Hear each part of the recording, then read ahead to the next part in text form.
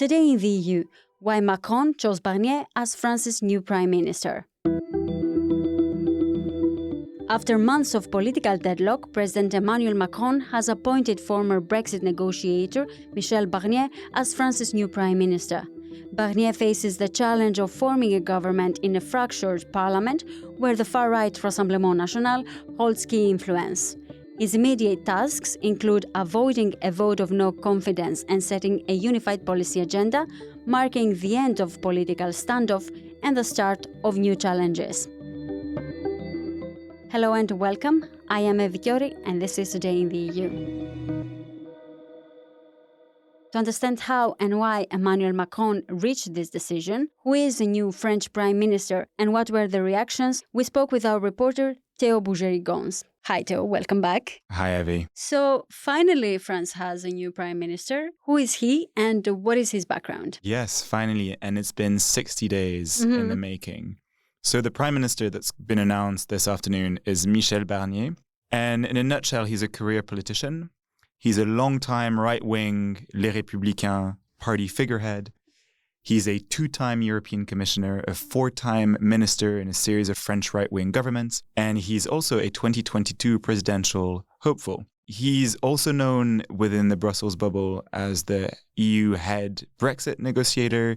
He was dubbed by UK tabloids the most dangerous man in Europe. That's something that he likes to remind people about. And he's also made himself known for coining the ever-famous line, "The clock is ticking." In terms of who he is as a person, I've had the chance to meet him a couple of times. He's quite serious. He's got sort of an old-school demeanor. And he's perceived by many to be a skilled negotiator who knows how to get things done in government. He's been in politics since age 22 in 1973. That's a long time. It is a very long time, and he knows his way around. And his ability to find compromise and find consensus will be badly needed in the current context that France's political life is in. So then I guess that he's very well known here in the Brussels bubble and the EU, as you would say. Does that put him in a better light than the other names that were on the list? Well, it's hard to say. I mean, the prime minister role is very much a domestic-focused role, so I wouldn't expect Barnier to be very present in EU conversations going forward. This is very much something for Macron to take on, be it EU or international affairs. That said, he's very respected among a lot of EU leaders. And actually, most importantly, it's not necessarily the political leaders, but it's some of the top EU Commission directors. They're the ones that he can possibly be very close to. And I'm thinking here of Olivier Guerson, who's now the Director General for Competition. He was his former head of cabinet when Barnier was Commissioner for Internal Market and Financial Services. But also the DG Trade, Sabine Weyand, and DG Budget, Stéphanie Risseau, who are both women who worked in the Brexit task force. So he'll have a very good access to those who make the nitty-gritty administrative decisions that follow from big policy decisions that EU leaders make. And it's true that the role of the Prime Minister in France is different from other countries, let's say Greece, who he has a bigger, more influential role in general. Is there anybody else who you see him clashing with? I mean, ultimately, he's a pro-EU figure.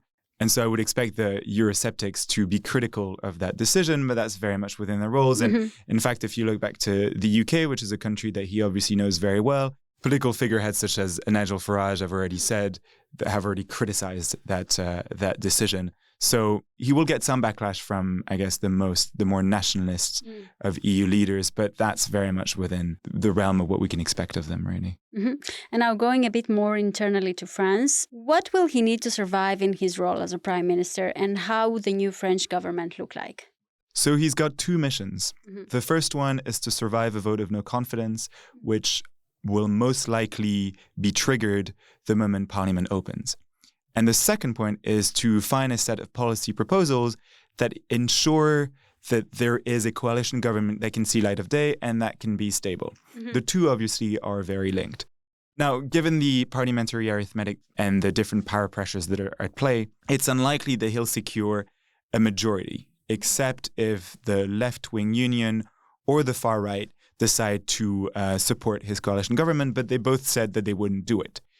What can happen, and where all the focus is going now, is on the far right. Because what the far right has been saying is, we won't take part in your coalition government, we won't support it, but we won't vote against it either.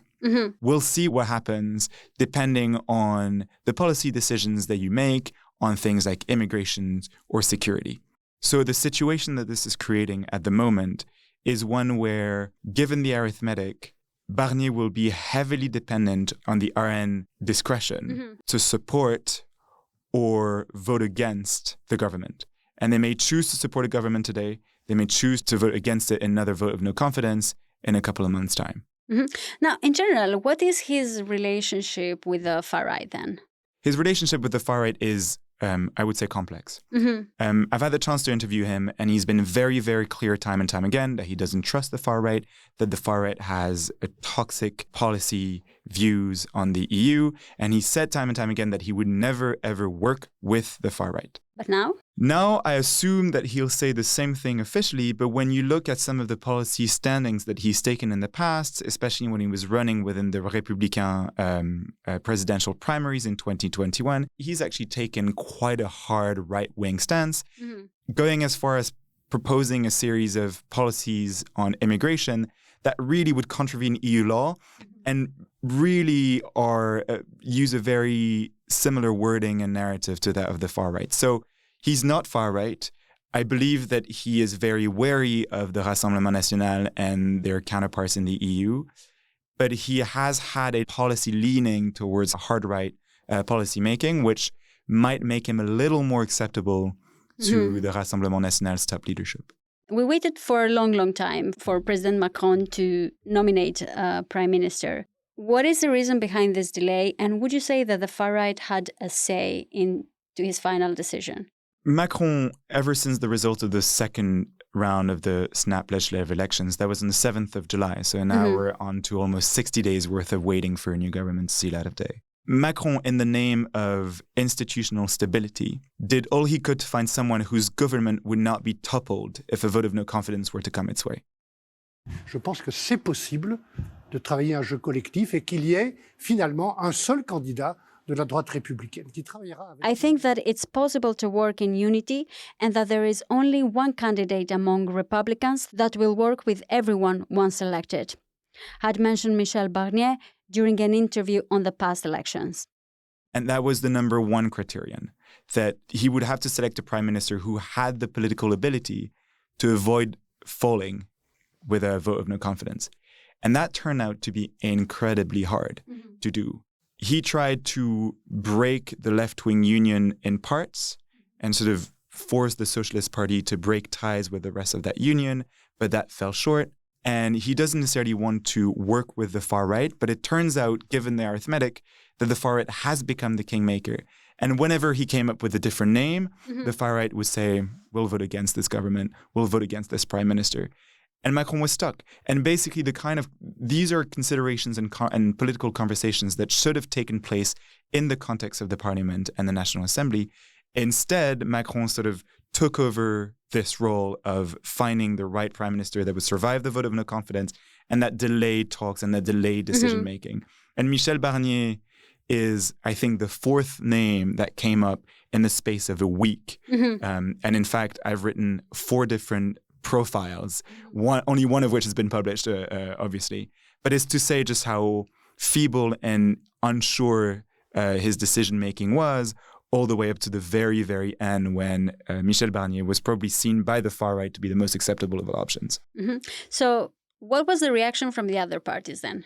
The reactions that you would expect. Que le président vient de décider de nier officiellement le résultat des élections législatives qu'il avait lui-même convoquées. The president has just decided to officially deny the result of the latest legislative elections that he had called for. It's not the new Front Populaire, which headed elections results, that will nominate the first prime minister and will have to face prime ministers. It will be a man, among others, belonging to a party that ended 4th at the legislative elections. The election has been stolen from the French people, said Jean-Luc Mélenchon while reacting to the news. The left, so that means the communists, the Greens, the socialists, and La France Insoumise, the sort of, some call it far left, La France Insoumise, who were all part of that union, all said, we will vote for a vote of no confidence. We will not support this coalition government. regardless of the kind of policy proposals that they make. The central bloc, as we call it, which is very much like the center-right, which has been the historical Macron's policy alignment, hasn't said much, but it's likely they'll support it in an effort to find and to move forward with a coalition government. Les Républicains, so Barnier's family, has welcomed the news and said that Barnier was actually very fit for the job. And the far right, as I said, is willing to, I guess you could say, is willing to give Barnier and Barnier's government a chance. But they also know that they have the power to just flick a switch and make their government fall. So the discretionary power of the far right here is something that we'll keep a very close eye on, and it's not to be underestimated. And how do you see this panning out, the situation? What if he gets a vote of no confidence? What happens then? Then we're back to square one, and I think the political crisis will continue. And I think Macron will suffer politically from it. He will suffer domestically because he will be seen as having failed to find the right pick according to his own criteria to not be toppled. And I think this will dent his influence at the EU level as well, because he's just so incredibly focused and will be for a long time still on domestic matters. And that's so much time that should have been spent on EU conversations, especially at such a crucial time in the Brussels bubble. These are conversations that he's going to take less part in. So the next steps are putting a government together, finding ministers, and finding a shared policy platforms that Barnier can hope to survive politically on. And if that falls through, then we're back to square one, and I do not know what this will look like. We shall see. And we will see. Thank you very much, Théo. Thank you, Abby. I am Evie Chiori, and this was Today in the EU podcast. Visit Euractiv to stay on top of the latest news. If you haven't subscribed yet, you can find us on all streaming platforms. You can get in touch with us by leaving a comment or a review on Spotify and Apple Podcasts. Your reviews help us a lot to spread the word about our work. This episode was produced by Miriam Saif de Tejada, Jada Santana, and me. Thank you for tuning in, and until tomorrow morning.